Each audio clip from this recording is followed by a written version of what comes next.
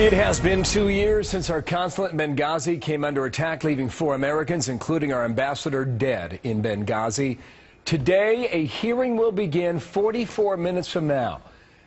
Kansas Congressman Mike Pompeo is a member of the Benghazi Select Committee. He's my guest. And, sir, good morning to you from Washington, and thanks for coming back here on our program. Bill. I want to know your first question, but for our viewers, first, what will we learn today?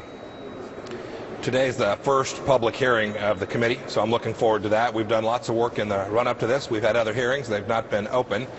Today we'll talk with various witnesses about the Accountability Review Board. That was the State Department appointed group that did a review of the security at the facility there in Benghazi. And so we hope to learn what they've done to implement the recommendations of that board, and also make sure we understand where that board fell short, where it didn't ask the right questions, where it didn't talk to the right witnesses, where it didn't get the right documents, to make sure we understand the gaps as this committee moves forward so that we can get the facts, all the facts for the Americans about these 4 murdered Americans. The acronym is known as ARB, right? So we're going to hear ARB a lot. And did the ARB interview and talk to Hillary Clinton? It did not. So what's your first question? My first question is going to be to the head of diplomatic security at the State Department, the current gentleman in charge of that, to ask him about the intelligence that they had, the intelligence that they had disseminated, and why it was that the response that they provided to that, the security response, proved inadequate for protecting these 4 Americans that night. Will you ask him also why they did not talk to then Secretary of State Clinton as well? We'll ask a lot of questions about who they spoke to and why they made the decisions that they made. Is there any explanation that you have now for that decision? I have not heard an adequate explanation for that in my mind at this point. I hope we can get that today. You say not adequate. Not adequate. Absolutely, Bill. You know what the Democrats say? They say this Benghazi matter is a right-wing obsession. And part of your objective is to take down Hillary Clinton, who will likely run for president in 2016. What do you say to that? Bill, I'll speak to the goal that I've been given by Chairman Gowdy and the goal he was given by Speaker Boehner. Our goal is really quite simple. It's to get every single fact we can get, every document, every witness, and to put together the puzzle, the mosaic for the American people, and present that in a way that they can understand how it's the case that we had inadequate security, that our response that evening was not the kind of response that America is best known for, and finally, how it is the case that we knew there were terrorists who had conducted this attack, and in the aftermath, the American people didn't get that story accurately. Those are the kinds of facts that contain our mission. It's not about politics. It's just about getting this story to the American people. See, so when some people accuse you of having this obsession, you would call it what then? How would you characterize it?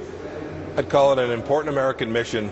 It's part of the same story you were talking about earlier on your show, right? This threat from radical Islamic terrorism that we saw that night in Benghazi is deeply connected to what you see happening in the Levant today. And so we have to make sure we understand the threat, understand when we have a security failure, so we can keep Americans safe in the days and months and years ahead. It's very important, Bill. Do you know the name Raymond Maxwell, former State Department employee? You do. Have you met him?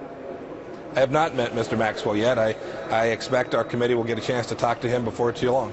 And are you eager to hear his story? Because this week we found out that apparently he alleges now that there were members of the State Department that were in some sort of cover-up trying to hide anything that would defame or come back to injure Hillary Clinton or other leading members of the Department of State.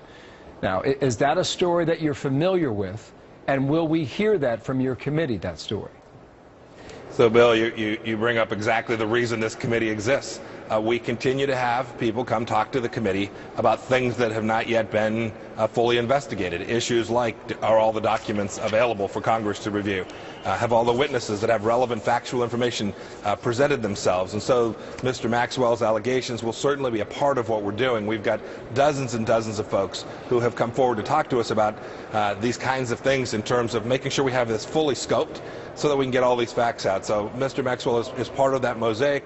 We'll look forward to talking to him and all of the folks, every single person we can get our hands on that has relevant facts about the night that our 4 Americans were killed in Benghazi just over 2 years ago. We all know that you go on break on Friday, then you go home to campaign for midterm elections, and a lot of this stuff will be punted until after then. And will Maxwell testify, yes or no, after the midterm, sir? Oh, I'm confident that Mr. Maxwell will come before the committee. Mike Pompeo, thank you, sir. 40 minutes away, Thank you we'll very cover the much, hearing Bill. live. Thank you to our viewers at home. Stay with us, and we'll see what happens 10 a.m. Eastern